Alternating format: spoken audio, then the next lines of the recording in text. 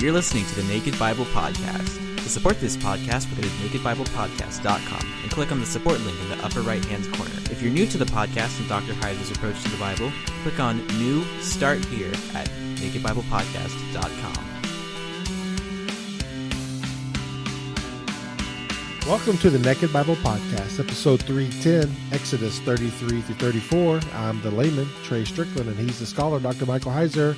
Hey, Mike, how's Florida still treating you? Pretty good.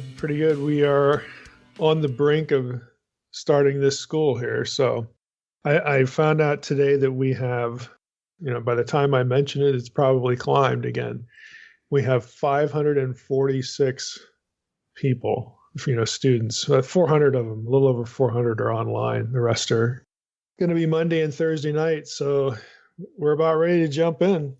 Yeah, good times, going through Unseen Realm. Yeah, it's just busy, but it's the right kind of busy. Any other fun things happening in Florida, though? I mean, have you done, seen, adjusted, family, anything? You mentioned to me, is that top secret, what you just mentioned to me about the DOG? Number 3, eventually? Oh, yeah, it's not so much of a secret. Okay. No, we'd like to get the third pug, but we don't want 4 dogs, so we're waiting. It sounds so awful. We're waiting for the older one to die. The retriever Atticus. That's the dog the kids grew up with, so it's a big deal, but he's pushing 12, so. Okay. But he's made the adjustment really well. He's having a good time, actually. It's just he was a little skittish around the pugs. He's been that way for a while, but here he's like, whatever. I'm in Florida now. I don't know. Well, I'm glad maybe it's like a retirement thing for him. Yeah. Well, I'm glad you're waiting to get your third pug. Poor guy getting squeezed out. Yeah. They all can't be pugs, It's just so. Yeah, I hear that. We're basically settled. We haven't really done anything other than go out to eat. We got a table today, so now we actually have chairs to sit on and a place to eat. But we got one more furniture item that will take another week to get here, and then we'll feel normal. Did you get a bed yet? Yep. We've had that for about a week. Got a mattress finally, which is, man, I don't want to rabbit trail too much of this, but boy, did I hate our other mattress. I just despise that thing. What I wanted to do was just take it out in the yard and burn it, just as a final gesture of contempt. My daughter and her husband love the thing, so we gave it to them. It's like I knew there was something wrong with you, it's just terrible. But now we've got one. There you go. Well, Mike, Exodus, this is the second to last episode, so it's kind of bittersweet. Yeah. Right. We need the audience to hold back the tears, because we're going to do Exodus 33 and 34 today, and the next episode is going to be 35 through 40. We're wrapping up Exodus because the content of Exodus 35 through 40 is essentially a repetition of chapters 25 through 31. Now, there are differences, and we'll talk about them when we hit that episode, but yeah, this is the second to last episode of the book of Exodus. So like I said, hold back the tears. I had to do that earlier this week when I realized that, hey, one more episode. But yeah, that's where we're at. And don't forget, I already have a lot of questions, and then after that, we'll be doing probably 1 or 2 Q&A specifically about the book of Exodus. So we appreciate everybody that sent your questions in. This is your last chance. If you want to send them in to me at treystrickland@gmail.com, that's fine. But Mike, I think we got more than enough questions. So good. Yeah. Good. Well, that'll ease the pain a little bit of leaving Exodus behind. It'll draw it out a little bit, but I honestly think it's been good. There's a lot to talk about in the book, so it was a good choice. Just it's just 40 chapters, so it's a long book, but I think it was well worth it. Well, let's jump in here. Exodus 33 and 34. Last time we did say something about Exodus 33. We hit a number of things in that chapter. But I want to focus attention in this episode on some observations about how chapter 34, builds off chapter 33, specifically the the cleft of the rock experience, when Moses sees the form of Yahweh pass by him, and then of course the effect of Moses on his shining face and all that. So there's a good bit here to spend some time on in chapter 34, but it of necessity builds off chapter 33. So we want to dip back into 33 a little bit to set up this episode, set up this chapter 34. So last time, you may recall, we looked at, for instance, Exodus 33:2, which reads as follows. Let me just read that. God says to Moses, I will send an angel before you. I will drive out the Canaanites, Amorites, Hittites, Perizzites, Hivites, and Jebusites. So we looked at Sarna's observation that the angel reference there, the angel talk, was something different in that verse than we've seen earlier in other places. Exodus 33:2 doesn't say, God doesn't say, I will send my angel, or the angel in whom is my name, that kind of description that associates the angel with Yahweh's presence, Yahweh himself in visible form. But instead, in Exodus 33:2, it's just, I'll send an angel. And that's accompanied, right after he says that, we get the comment, from God, go up now. I'm going to send this nondescript angel with you. Go up to a land flowing with milk and honey, but I will not go up among you, lest I consume you on the way, for you are a stiff-necked people. That's verse 3. So right after verse 2 references, again, this nondescript angel, God says, I'm not going along. Now, Moses' reaction to all this is uncertainty, both about the mission and the angel. And this seems inconsistent with earlier statements, like in Exodus 23, where God again promised to send, the angel, and my name is in him, and so on and so forth. It seems inconsistent. Chapter 33 seems inconsistent with that, but it's actually not. And we talked about this last time about why it's not. And again, to review here, since the angel of Exodus 33:2 is not identified as Yahweh's angel, and God doesn't refer to him as my angel or describe him in some way that would associate him with the angel. Since that's the case, Moses doesn't know what to expect. And, you keep reading, and in chapter 33, and you get to verse 12, Moses said to the Lord, see, you say to me, bring up this people, but you've not let me know who you will send with me. I mean, he's uncertain about, well, who's this dude? What's going on here? So he has this, I have no idea who you're sending with me reaction in Exodus 33:12. And that's due to Yahweh's statement that not only does Yahweh not refer to the angel as my angel, but Yahweh specifically says, I'm not coming along. And so all of that informs us that Moses linked Yahweh's presence to that one specific angel way back in Exodus 23, the one in whom is the name. And this scenario here in Exodus 33 is not the same deal. It's not the same as Exodus 23. And so Moses is uncertain about what to do or who's going along and all that. So it's a strong hint that Moses understood the angel back in Exodus 23 as Yahweh in visible form. And later in Exodus 33:14, we keep reading, God tells Moses that, okay, my presence will go with you. God relents, my presence will go with you.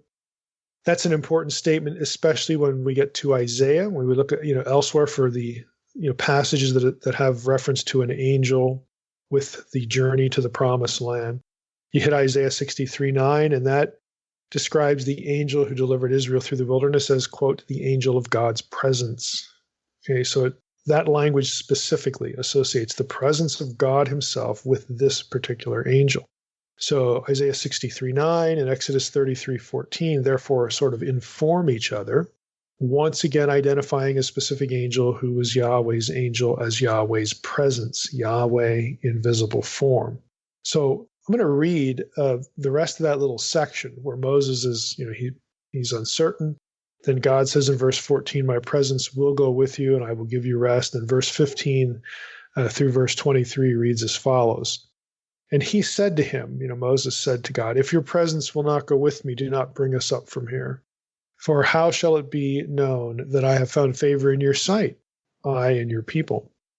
Is it not in your going with us, so that we are distinct, I and your people, from every other people on the face of the earth?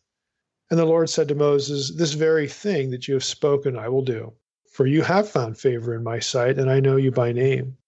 And Moses said, please show me your glory. And he said, I will make all my goodness pass before you, and will proclaim before you my name, the Lord, Yahweh. And I will be gracious to whom I will be gracious, and I will show mercy on whom I will show mercy. But he said, you cannot see my face. Hebrew there is panim. You cannot see my panim. Panai, it says in Hebrew. For man shall not see me and live. And the Lord said, behold, there's a place by me where you shall stand on the rock. And while my glory passes by, I will put you in a cleft of the rock, and I will cover you with my hand until I have passed by. Then I will take away my hand, and you shall see my back. But my face, my panim, shall not be seen. If we take that and then we go into Exodus 34, the first 9 verses, here's what we read. The Lord said to Moses, cut for yourself 2 tablets of stone like the first, and I will write on the tablets the words that were on the first tablets which you broke. Be ready by the morning, and come up in the morning to Mount Sinai, and present yourself there to me on the top of the mountain. No one shall come up with you, and let no one be seen throughout all the mountain. Let no flocks or herds graze opposite that mountain. So Moses cut 2 tablets of stone like the first, and he rose early in the morning and went up on Mount Sinai, as the Lord had commanded him, and took in his hand 2 tablets of stone. The Lord descended in the cloud and stood with him there, and proclaimed the name of the Lord. The Lord passed before him. Again, these are all the Lord here. This is all Yahweh in the Hebrew. The Lord passed before him and proclaimed, the Lord, Yahweh, Yahweh, a God merciful and gracious, slow to anger, and abounding in steadfast love and faithfulness, keeping steadfast love for thousands, forgiving iniquity and transgression and sin, but who will by no means clear the guilty, visiting the iniquity of the fathers and the children and the children's children to the 3rd and the 4th generation. And Moses quickly bowed his head toward the earth and worshipped. And he said, if now I have found favor in your sight, O Lord, please let the Lord go in the midst of us. For it is a stiff-necked people, and pardon our iniquity and our sin, and take us for your inheritance. That's interesting. In that last verse, the word Lord there is not the divine name, but it's Adonai. So again, Moses, I think that the point there is Moses is, we're supposed to, as readers of the Hebrew text, see a humility there, maybe a fear. Moses afraid to use the divine name there, again, because of what's happening to him. God is right there in his midst, so on and so forth. But there is a change there. But at any rate, again, the description that we're going to focus on today is Yahweh. It's the divine name. Now notice in all of that, so we've transitioned from chapter 33 into chapter 34. Notice what is said. God has said that my presence, and the Hebrew is panai, it's the word panim with a suffixed ending, first common singular suffixed ending. My presence, panai, I will go before Moses and Israel. So, this is how God, this is what he says. My presence is going to go before Moses and Israel. Moses, in response to that, when God relents and says, okay, I am going to go along after all, my presence is going to go with you. Moses' response is that he wants to see God's glory. Okay, the word there is kavod. So we need to take note of what God said is going to happen. My presence will go with you. And then we want to note what Moses asks for. Please show me your kavod. You show me your glory. God never actually affirms in what follows that is what Moses is going to see. You would never read in the rest of the passage that Moses saw the kavod of the Lord. He doesn't. He sees something else. And he sees Yahweh in this human form. And he experiences the presence that way. But he never sees the glory. He never sees the kavod. So God never affirms that that's what Moses is going to get. He's not going to get what he asked for. He'll get something, but he won't get what he asked for. But he does promise Moses that his goodness will pass before him. We know God is referring to passing before Moses in visible form, even when he says, my goodness is going to pass, before you. We know that God is telegraphing the fact that it's going to be a visible presence, a visible form, because he tells Moses that he will cover or shield Moses with his hand so that Moses can only see his back parts. So, again, let's just think about what we're seeing here. God says, my presence is going to go with you. Moses is feeling good, about things now, and he says he wants to see God's glory, his kavod. And God, in effect, by his answer says, no, you can't see the kavod. You're not going to see the kavod. You're not going to see my glory, but my goodness will pass before you, meaning, again, this visible form, because in effect, when my goodness passes before you, I'm going to put you in this cleft of the rock, and I'm going to cover you with my hand, and then I'm going to remove my hand, and you're going to see my back parts. Again, so there's an equation there of the presence, which Moses is allowed to experience, and he's going to experience on the trip to the Promised Land anyway, and he's already experienced it, before, with this, again, anthropomorphic, this human visible form of Yahweh. There's a difference between those things that are allowable and what is not allowable. Okay, what is not allowable is seeing the kavod, the glory. And so there's two ways to experience God's presence in this passage. When God's essence, when his glory, okay, when the presence, when God himself is filtered or covered or concealed or obscured by virtue of showing up as a man, and when it's not. Okay, the one is accessible and allowable and permissible and won't result in Moses dying. Okay, the other one would. So the other one is not going to happen. And this is important because, when God says when he describes how Moses is going to experience him, he describes what's going to happen. You're going to see me, in this visible human form. Then he says, but my presence cannot be seen. It's Exodus 33:20 and 23. The English translations will read, my face you cannot see. And so it creates this impression that God, God doesn't want Moses to see a human face. God is appearing as a man, and you're allowed to see the back parts and the hand. You're allowed to see anything but the face. Okay, that works in a lot of passages where biblical scholars like to refer to the divine man, Yahweh as the divine man. Like in Ezekiel 1, where he's seated on a throne, you see his, from the waist down, you see his legs and his feet. Exodus 24 was another example. You see the feet, of the Lord, but you never see the face, the panim. The difficulty with looking at things that way, though, is you have to imagine that when Yahweh showed up as a man with Abraham, with the two angels, the three quote unquote men, and they have a meal, that somehow Abraham never looked at that one man's face. The text never says that. You have to imagine that to be the case, and you have to come up with some mental scenario as to how you can have a meal with three guys and never see the one's face.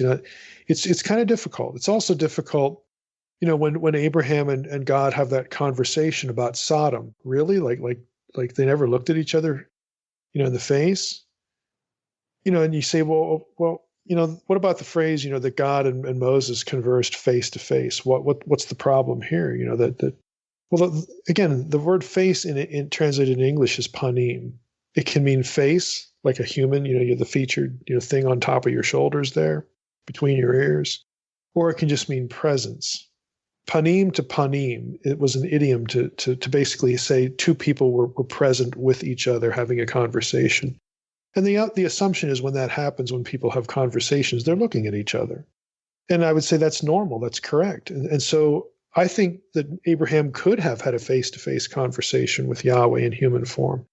And the same for Moses, and the same, for Abraham in Genesis 19 as well as Genesis 18. I don't think that's really what's being forbidden here, because I think you can come up with other passages where it makes sense that God showed up as a man. Joshua chapter 5, the captain of the Lord's host, it's the same thing. It really defies logic that they can have a conversation and the human person in the episode never sees the face of the other one. I don't think that's a contradiction here to God saying, "My face cannot be seen, my panim cannot be seen," and the reference to you're going to have to look at the back parts.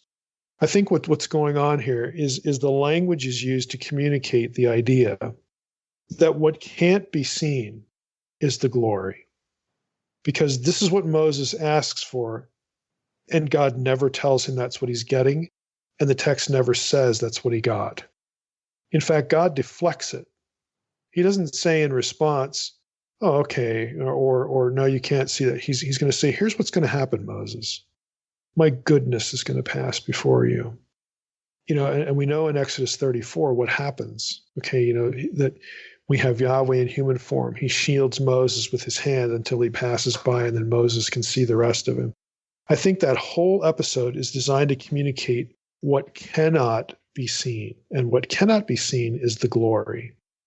I don't think it's a contradiction or that it creates a contradiction in some of these other passages where God does show up as a man and people do have conversations. We can't basically take the divine man passages like Exodus 24 where you only see the feet, or Ezekiel 1, you only see the loins and the feet. We can't retroject those onto these and come up with these weird scenarios about Abraham and Joshua and Moses having conversations with God where somehow they never look at his face. I mean, people do that, but again, the reason they do that is this passage right here, Exodus 34, where God says, my face. They're reading it. First of all, people are reading the passage in English, but he says, my face cannot be seen, lest you die. I think what we have here is a way of communicating the idea that people can and did experience the presence, the panim, when God showed up as a man. But what they can't see, what God forbids for their own good, is the unfiltered presence, that is the glory. Okay, that is what they are not allowed. Moses is not allowed to encounter that in this immediate, pardon the language here, face-to-face way. That is something God will not allow to happen, because Moses would die. And frankly, if God isn't filtered in some way, if he is not made accessible to the human senses, you're not going to know what you're looking at anyway. What, a bright light, like, what's that? Well, it's a bright light. Yeah, I know, but what? I want to see God. Well, there you go. I mean, you can't really process a person, a personal entity, as being light. And so what God has to do is come to humans. This is the consistent pattern of Scripture, in forms that they understand what they're looking at. And most often, not always, but most often, this is coming to them in human form. And that they are allowed to experience. And biblical characters do have face-to-face discussions, with God in that way. So the way, that we sort of sort all this out to make sense of it is there's what Moses is allowed to see, and the way that it transpires here with the whole back parts thing. You cannot see my panim and live, but I'm going to let you see my back parts. That's designed to communicate to the reader, the notion that there's a way to experience God's presence when he's in human form, but you cannot experience the presence without that.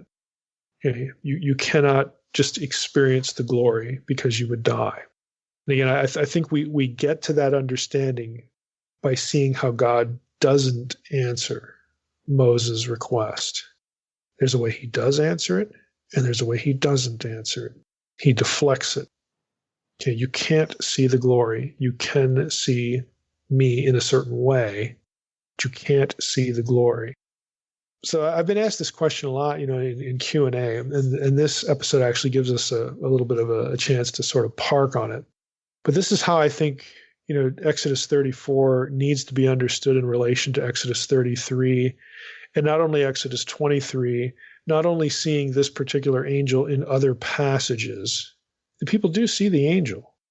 Okay, Joshua does see the captain of the Lord's host. Abraham did see Yahweh in human form. I mean, the way to create consistency, or the way to see consistency in all these passages is to do something like I just did, and say that what God deflects Moses away from, what he is not allowed to experience, the way he is not allowed to experience the panim, the presence, is direct contact with the glory. That's just not going to happen, because you'll die. Not only will you not know what you're looking at, but you're going to die. So this is how, again, I'm not unique here, but I think this is, again, the way that we need to put all these things together. So this leads me, and again, it's not just me, there are other scholars here who would say the same thing. It leads me to believe that while Moses did see the angel in the bush, and presumably both he and the other Israelites saw the angel of Yahweh, like protecting them, blocking the Egyptians and the whole, Exodus, the Red Sea crossing. And, if the angel is out there leading them to the land, other people are going to see him. So while Moses and Israel do see the angel of Yahweh, they see Yahweh in human form, no mortal ever saw or could see the pure, unfiltered glory of God. So we don't need to speculate, again, that Moses and Israelites, always saw the angel of the Lord from some oblique angle, or he had a hood on, or, a face mask, or, we don't have to speculate on these things. It's not necessary. If we realize that panim is the Hebrew word behind face, and panim is the same Hebrew word behind presence, and that sometimes the presence of God can be apprehended, can be, seen, and other times it can't. I think the way we divide those things up coherently is to say what cannot be experienced is the glory. So no mortal could see God as he truly is, unfiltered by visual convention. Personally, I think this is why the name is presented as I am that I am. God just is. He is ultimately completely other. He has no analogy. Okay, if you were to encounter the unfiltered presence of God, you wouldn't know what to do with it. You have no way of processing it. It just is what it is, and good luck. There's no way to process who God is, what God is, all those sorts of things. And so when he reveals his name, I am. Okay. What does that mean? Well, it means I am. I'm incomparable. I can't compare myself to any other thing, because I'm not like any other thing. So for people to know, both in biblical days, and again, for the sake of, later readers of the text, this is how it has to be done. God has to come to humans. He has to condescend to them and come in a form that they can process. And that's allowable. And humans are safe doing that. They're not going to die when it happens. But if it was just the unfiltered glory, that's just going to end badly, and it wouldn't matter anyway, because nobody's going to figure out what that is. Now, a couple other textual notes related to Exodus 34.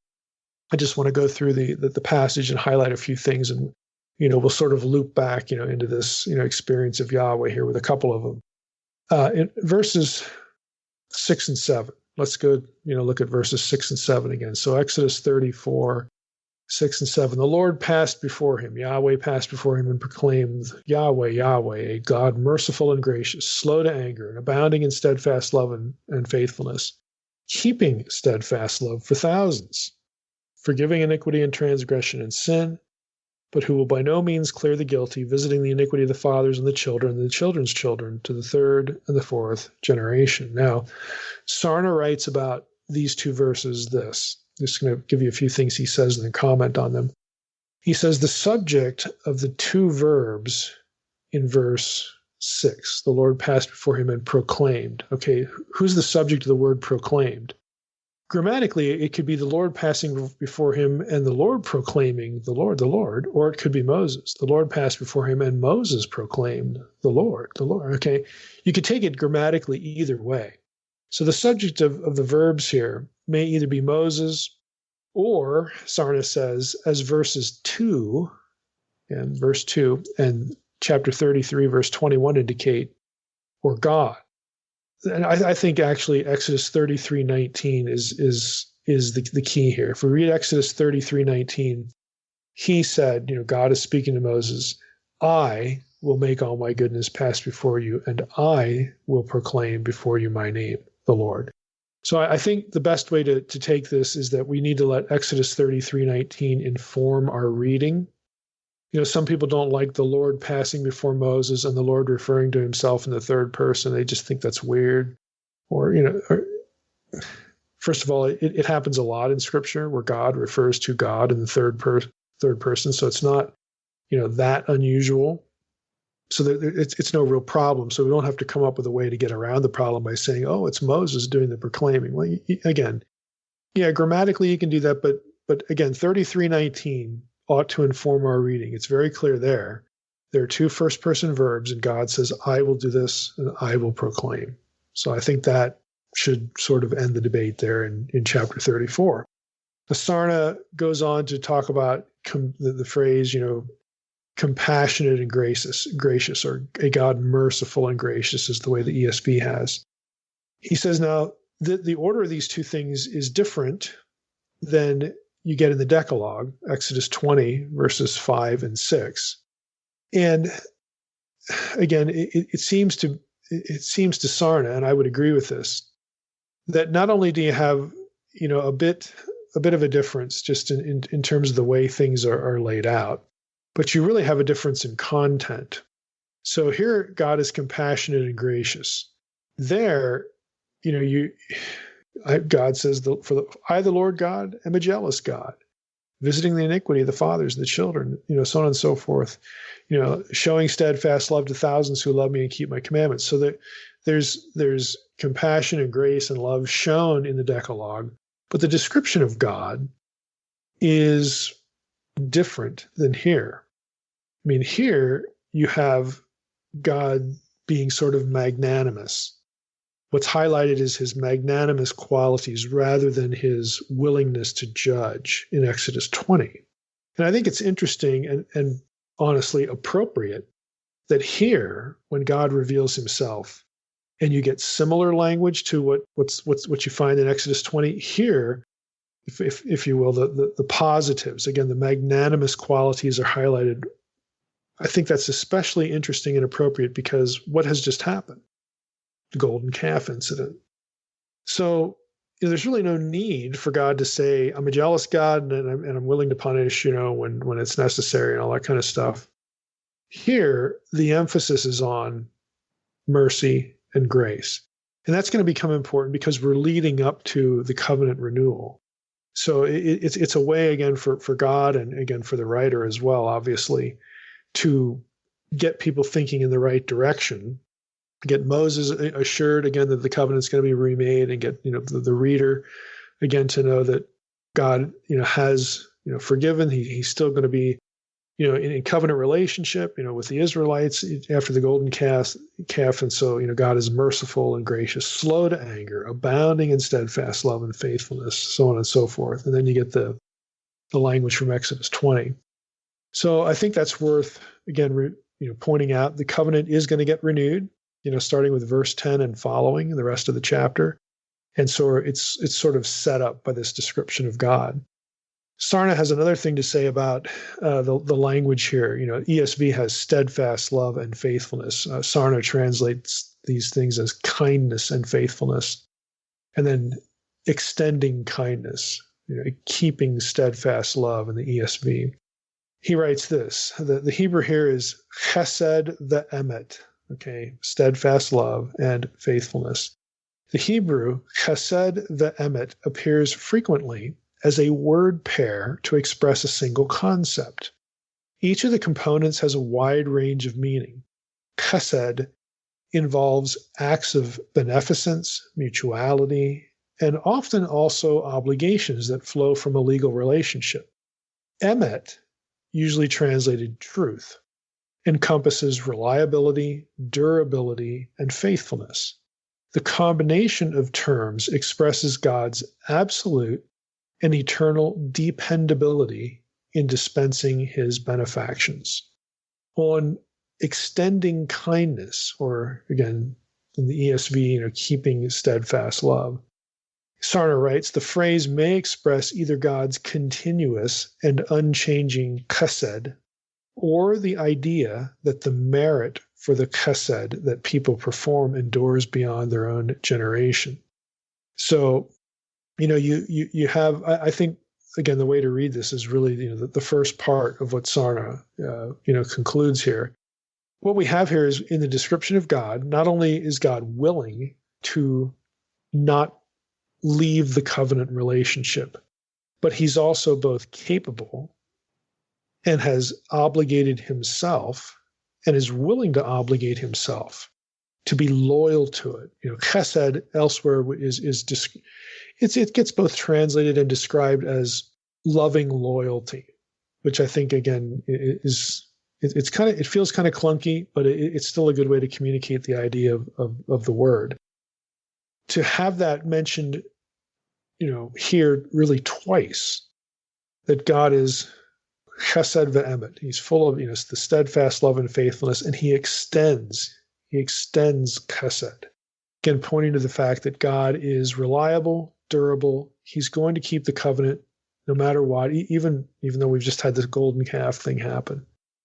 So again, it's important, again, to set up the covenant renewal it's going to start in a few verses in verse 10. What about the phrase, will by no means clear the guilty? I think this phrase has led to a lot of misunderstanding, generational cursing and all this sort of stuff.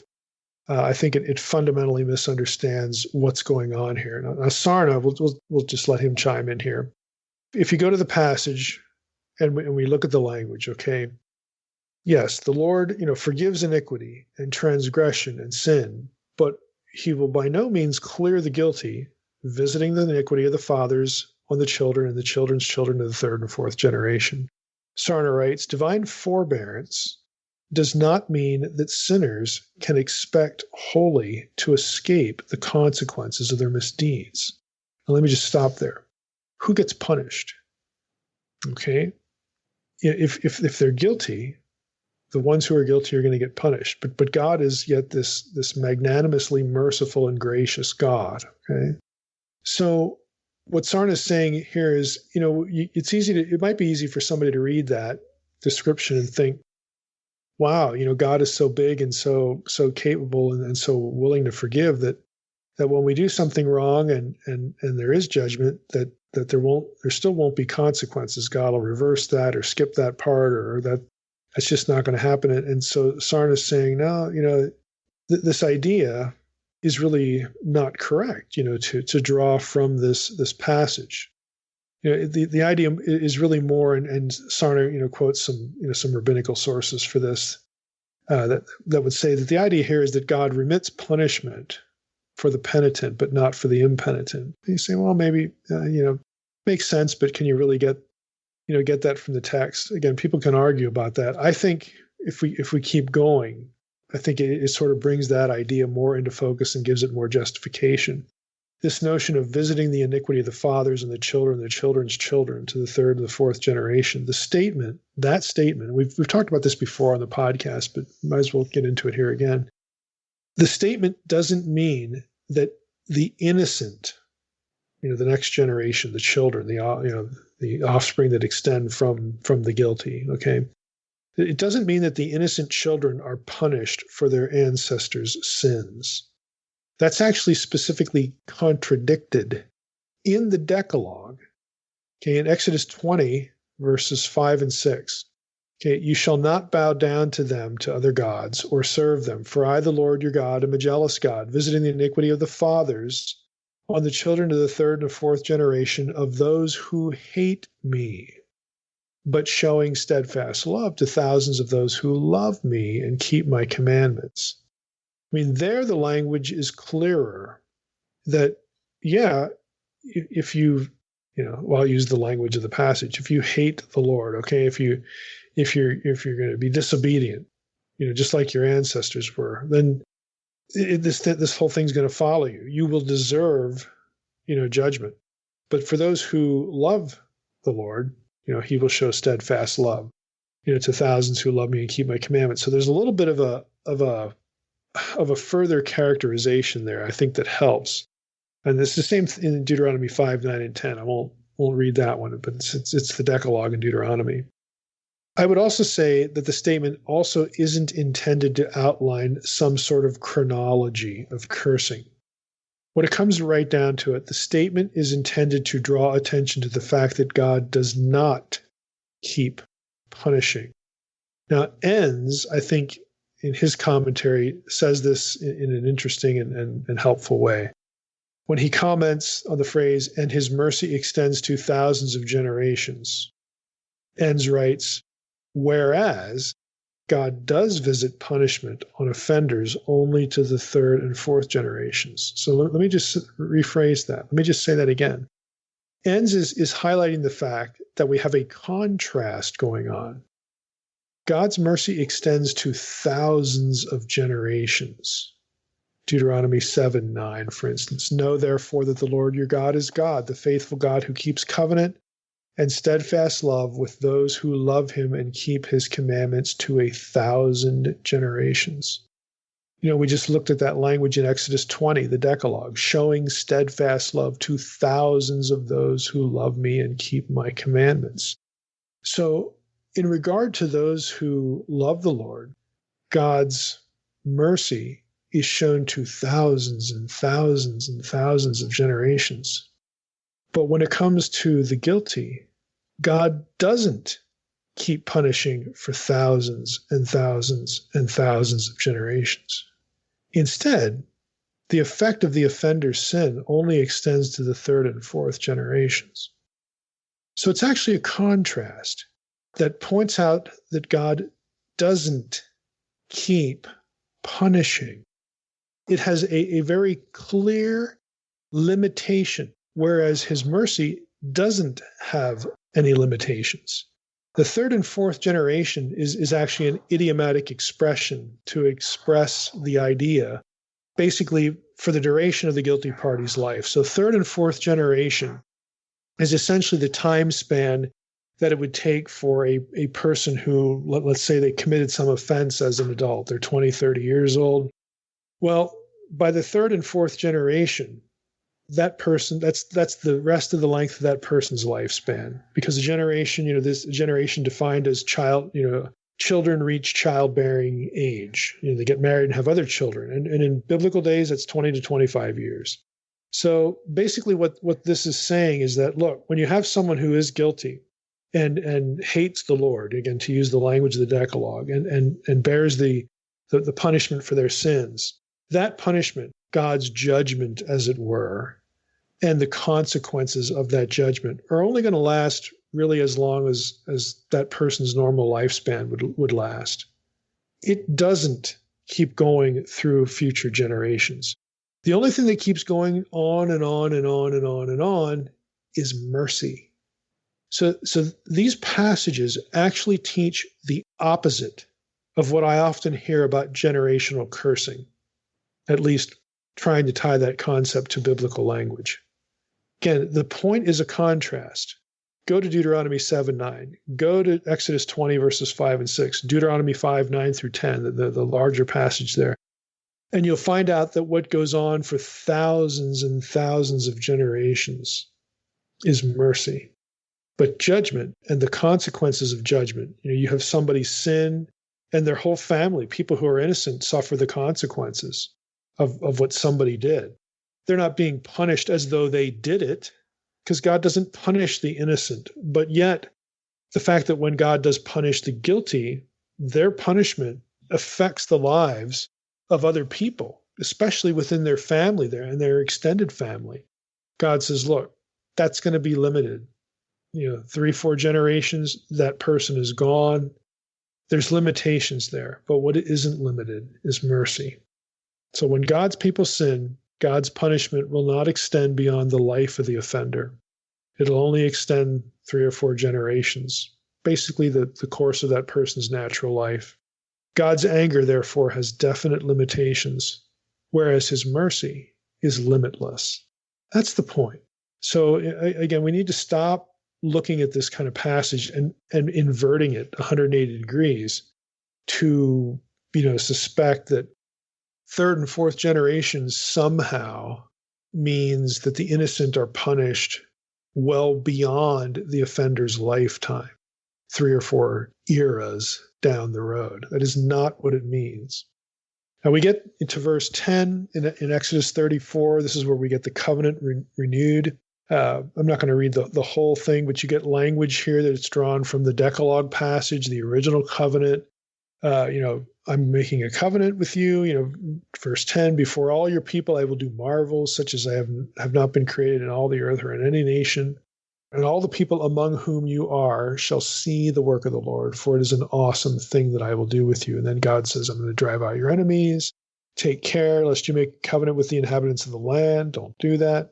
Verse 13, you shall tear down their altars and break their pillars and cut down their asherim, for you shall worship no other God, for the Lord, whose name is jealous, is a jealous God. And again, things you don't do. Don't make covenants with the inhabitants of the land when you get in there. Don't eat of their sacrifices. Don't sacrifice to their gods. Don't take of their daughters for your sons, and their daughters, whore after their other gods and make your sons whore after those gods. Don't do that. Then in verse 17, you shall not make for yourself any gods of cast metal. It's exactly the same term as used in Exodus 33:4 and verse 8 for the golden calf. And the point is clear. We talked about this in the golden calf episodes. Yahweh will not be worshipped in the manner that other gods are worshipped. Don't do that. Sarna chimes in here and says, mindful of the people's sin, the renewed covenant contains stricter admonitions than those given before. There are things added, especially the little reference there to the golden calf. There are stricter admonitions than those before regarding the incursions of foreign cults into the religion of Israel. Pacts with the indigenous peoples of Canaan are prohibited because of their deleterious consequences: religious corruption, intermarriage, and the resultant undermining of national religious integrity. If Israel is to be distinguished from every people on the face of the earth, Exodus 33:16, this is what Moses, just said. The fact that you're with us is what distinguishes us. Okay, if Israel is supposed to be distinguished, Sarna writes, then it must make itself distinctive by unswerving and exclusive loyalty to its covenant relationship with God. Then he goes on to comment on sacred posts, asherim in Hebrew. These are cultic, pagan objects often mentioned in the Bible. They derive their name from the goddess known in Babylon as Ashrat, consort of the god Amuru, which is the Amorites. She bears the titles Bride of the King of Heaven and Mistress of Sexual Vigor and Rejoicing. At Ugarit, she appears as Athirat, consort of Il or El, who was the head of its pantheon, and she is termed the progenitrix of the gods, or mother of the gods, and Lady Athirat of the sea. She was a fertility goddess, and in 2 Kings 23:7, she is associated with sacred prostitution. The text testifies to the assimilation to Canaanite culture on the part of a segment of the Israelite population, a reality demonstrated by an inscription from Kuntelet Ajrud in northwestern Sinai that mentions Yahweh and his Asherah. I want to do a little brief rabbit trail here because I sometimes get questions in email about, hey, Mike, don't you realize that, Yahweh of the God of Israel had a wife or a consort? There's this inscription, from Kuntelet Ajrud that mentions Yahweh and his Asherah. So well, duh, we had to translate those in grad school. Yes, I'm completely aware of them.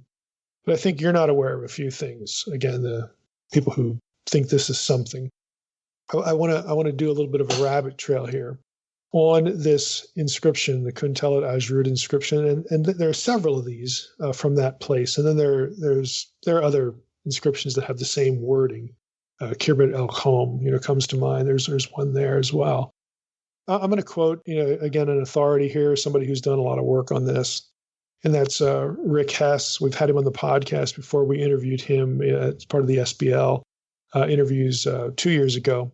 Rick, this is sort of, in his wheelhouse. He does inscriptions and archaeology as an Old Testament scholar. And I'm going to quote from his book, Israelite Religions, subtitle, An Archaeological and Biblical Survey. This is a 2007 book. And this comes from page 284. So I'm going to just, read, and we'll see what the issues are here. In the eyes of some scholars, this is the most significant set of texts, Kuntilat Ajrud, yet discovered for understanding Israelite religion. These important inscriptions mention Yahweh and Asherah as deities invoked in the pronouncement of blessings on various people. El and Baal are also mentioned in a single poem. However, the interpretation of these texts bristles with problems. Elsewhere, I have argued that the mention of Asherah in conjunction with Yahweh is not a cult symbol, nor is, quote, his Asherah, unquote, the best translation. Instead, it is preferable to render the goddess's name as Asherah-Ta, in accordance with the spelling and reading of her name everywhere outside the Bible for more than 1,000 years. The tradition of reading and pronouncing this name as Asherah is one that derives directly from the Bible. In the translations below, for the sake of accuracy, I will render the goddess's name as Asherah-Ta. However, I will continue to use Asherah in the text of this study, since it is the most commonly accepted way of spelling the name of the goddess. Now, that's the end of the quote. What he's talking about here is, if you actually look at the inscription, you have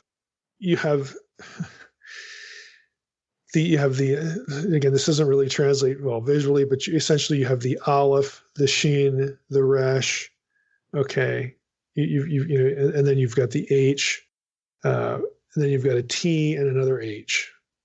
Okay, so the issue is the last consonant, that other H. It could be a suffix, third masculine singular suffix in epigraphic Hebrew, which means his, okay? So you have the Athirat or Asherah, and then his on the end, his Asherah. But what Hess has just noted, though, is that the actual spelling here of this name in all sources, outside, I'll quote him, everywhere outside the Bible for more than 1,000 years, the T and the H, okay, at the end, it's not a suffix. It's a proper name, Asherah-Ta. So what he's saying is you should be translating this Yahweh and Asherah-Ta, not Yahweh and his Asherah, like his wife. Now, that doesn't mean that whoever made this inscription wasn't thinking of them as a couple.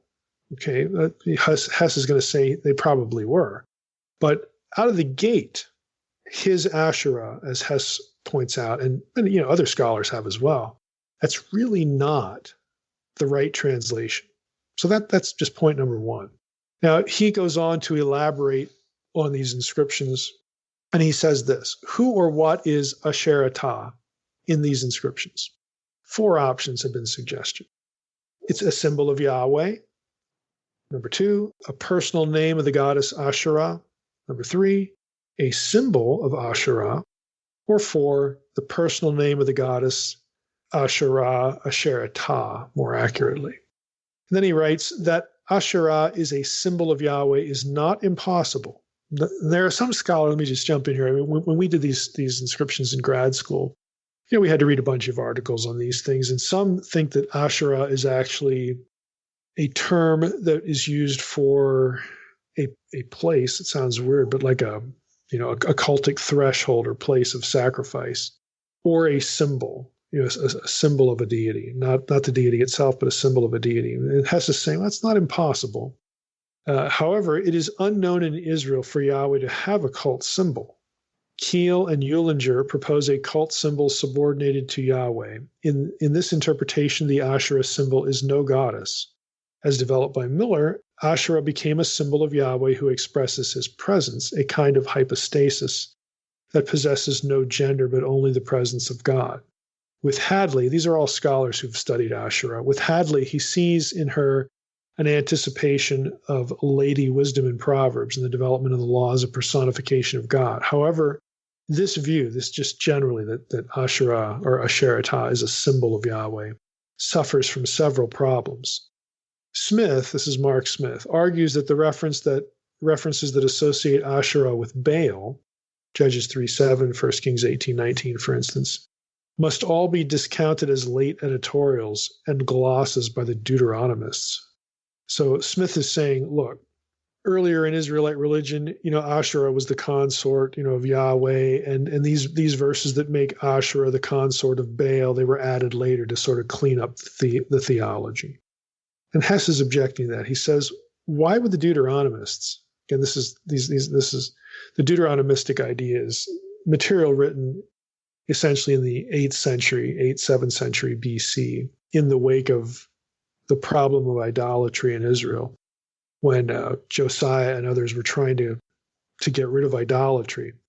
That the way certain passages in the book of Kings, for instance, were written, testifies to the fact that, Israel was idolatrous and we're trying to clean it up, that sort of thing. So when we see Deuteronomists, this is what they're talking about. And it gets that name because a lot of scholars think Deuteronomy was written at this time as well. It's not Mosaic, it was written at this time as well for a variety of reasons. But anyway, we're not going to rabbit trail into that. But what Hess is saying is, look, if we assume this picture that we've got a bunch of biblical writers, we'll call them Deuteronomists, writing, at this time, trying to deal with the idolatry, why, he asks, would the Deuteronomists defeat their own purposes of monotheism by rehabilitating a forgotten goddess? Why would they bring her back into the picture? Nor is the text's failure to mention Asherah in Jehu's reform of 2 Kings 9 and 10 proof that this deity or hypostasis was acceptable to the Yahwist Jehu. Rather, the emphasis on Baal includes all the deities in his pantheon, such as Asherah, and only occasionally did the biblical writers feel the need to specify them and give them the quote-unquote honor of naming them. A second problem arises with the 12th century BC Babylonian text, in which the names of many gods are subsumed under one deity, Marduk, who is the chief god of Babylon. However, and everybody, Hess is saying, look, everybody knows about this text where all the deities in Babylon at this time were subsumed into Marduk. However, Marduk's wife's name is missing. She's not named in that text. This is no oversight, Hess says, but a demonstration of the fact that the female goddess was never assimilated into the male deity, even in such a polytheistic context. This evidence argues against the view that Asherah was or became a stand-in, a hypostasis of Yahweh. He goes on, there's evidence for the continuous presence of Asherah in the West Semitic pantheon from 2000 BC on to the Persian period without any textual suggestion of her becoming again a stand-in or hypostasis of any male deity, so on and so forth. And he goes on and he critiques all these different possibilities, and he writes this. He says, my view assumes that Asherah here is the personal name of the goddess. In this scenario, the final H consonant in the inscription spelling of the name could be a second feminine ending. Sorry for the grammar talk, but for those of you who know a little bit of Hebrew grammar, you'll follow this. It could either be a second feminine ending or a vowel letter reflecting a final A vowel. In the latter case, the name is not Asherah, but Asherah. This is the preferred explanation, based as it is on comparative forms in Iron Age names of southern Palestine and on all other West Semitic occurrences of the deity's name from the 2nd millennium and the Iron Age epigraphy of the 1st millennium BC. Asherah, as spelled as it is in the Bible, is never found in extra-biblical texts of the monarchy in Israel. At Kirbet el-Khom and on an ostraca from 7th century BC Tel Michne, or Ekron, the spelling Asherah is always found. Thus, I think the deity was Asherah, identical to the Asher of the Bible, only spelled differently. So what does this mean? What do the data actually tell us? And here's where why I rabbit trailed on this. As Hess noted, again, there were one or two writers. I'm going to quote Hess here again. He writes of the Kirbet, or the Kuntalat Ajrut inscription. At least one or two writers of this graffiti from Samaria had a view of their God that allowed for other deities, a perspective reflected as well in the prophets. Now, what does that mean? He's saying something I said, a week or two ago. Look, for sure, some Israelites living during the monarchy or at other times would have thought poorly about their theology, about the theology of the biblical writers. Even before we had biblical material, of course there are going to be some Israelites that think like Canaanites do. oh, we have a deity. His name's Yahweh, and he has a wife. All the other deities around here have wives, so why wouldn't he? They're going to think these thoughts. It's going to be normal for certain Israelites to think about Yahweh like other people think about their gods and having a divine couple and all this kind of stuff. Absolutely, somebody's going to be thinking that thought. And apparently, as Hess says, well, at least a couple writers did, because we have these inscriptions, Yahweh and his Asheratah, or Yahweh and Asheratah. There's a pairing, there's a divine couple here. At least two Israelites thought this way. But it's not coherent to presume that a majority of Israelites thought this way based upon these inscriptions. It's not coherent to presume a majority of Israelites thought that Yahweh had a consort, much less than to say that the biblical writers thought this way. That conclusion is a non sequitur. It is a conclusion which does not follow the data. It is an overreach of the existing data. For sure, some Israelites, that was their theology, divine couple. Every other deity has a wife, so Yahweh has one too. And with Asherah, okay, or Asheratah. For sure, some Israelites had that as their theology. Guess what? The Old Testament tells us that and calls it wrong. Okay, it calls it apostate. That's basically what we know. But you're going to go out on the internet and you're going to see people reference these inscriptions. And, then Mike's going to get the email, like again, somebody went out on the internet and discovered something that I've never heard of in relation to, Yahweh and Israelite religion. I'm sorry, but you're not going to do that. This is what grad school is for. Okay? So yes, we know about these inscriptions, but for you to take one inscription and to presume that, well, the writer thought this, so everybody did. The writer thought this, so the biblical writers really thought this. And then they tried to erase it and obscure it. And, this conspiratorial hermeneutic. Look, I got news for you, friend. You can't, Christians, we have an entire Bible and we've had it for 2,000 years. Christians disagree on all sorts of theological subjects from the same Bible. People do not all think the same way, even when they want to identify with the same thing or the same belief system. That's just life. So your view, your assumption that we have an inscription out here that says Yahweh and Asheratah, a divine couple, that must really be what the biblical writers thought, is just nonsense. It is a non sequitur, a conclusion that does not follow from the data and in fact overreaches the data. Nothing else in life works that way. Okay, especially in a field like religious belief systems. People don't all think the same thoughts. It is so obvious as to be self-evident. For those of you out there who are thinking like that, it's like, look, you can't even find the people living under the same roof as you to agree on everything. They're just not going to do that. That is not the way people are. It's not the way life is.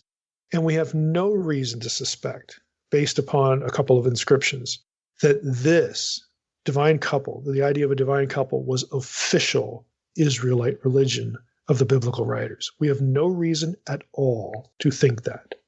That is just poor thinking. Sorry, but that's what it is. So lastly, as we wrap up this episode, the one episode here in the last few verses, Exodus 34, 29 through 35. This is the shining face of Moses. We'll do this and we'll end. When Moses came down from Mount Sinai with the 2 tablets of the testimony in his hand as he came down from the mountain, Moses did not know that the skin of his face shone because he had been talking with God. Aaron and all the people of Israel saw Moses, and behold, the skin of his face shone, and they were afraid to come near him. But Moses called to them, and Aaron and all the leaders of the congregation returned to him, and Moses talked with them.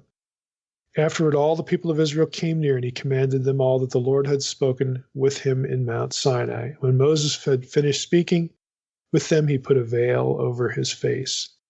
Whenever Moses went in before the Lord to speak with him, he would remove the veil until he came out, so on and so forth. So we have this episode of Moses, shining face. And Sarna writes this: The first half of this verse is the scriptural way of describing Moses' withdrawal into solitude at the onset of his mystical spiritual experience on the mountain. In the presence of the ultimate source of holiness and in communication with him, Moses realizes a transformation of his self. He achieves a state that is beyond the ordinary range of human experience. You go down a little bit. Having succeeded in his mission as an intercessor, Moses descends the mountain carrying the 2 inscribed tablets that testify to the reality of the renewed covenant between God and Israel.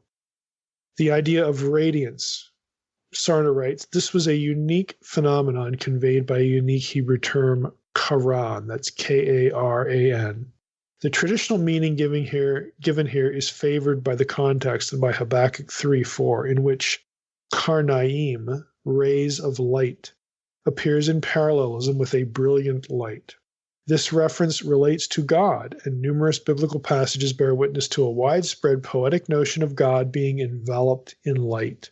Moses' radiance is a reflection of the divine radiance. Similar imagery was in use in ancient Mesopotamia, where an encompassing, awe-inspiring luminosity, known as melamu, was taken to be a characteristic attribute of divinity. This supernatural radiance was thought to be shared by royalty and was a sign of the king's legitimacy. The present narrative about Moses shows that this notion was not considered to be incompatible with Israelite monotheism, although it appears in the Bible only in connection with Moses. The peculiar threefold use of karan, K-A-R-A-N, rather than the regular verb aleph, vav, resh, that's oer, to shine. The peculiar use of karan to convey this shining, as opposed to the verb oer, to shine, to give light, is probably a pointed allusion to the golden calf. Sarna writes, why? Why? Because the noun keren, K-E-R-E-N, is the usual word for horn. It subtly emphasizes that the true mediator between God and Israel was not the fabricated, lifeless image of the horned animal, as the people thought, but the living Moses, and who had been with God. The association of Karan with Keren gave rise to the mistaken notion that Moses grew horns, even though the text speaks not of his head, but of, quote, the skin of his face, unquote.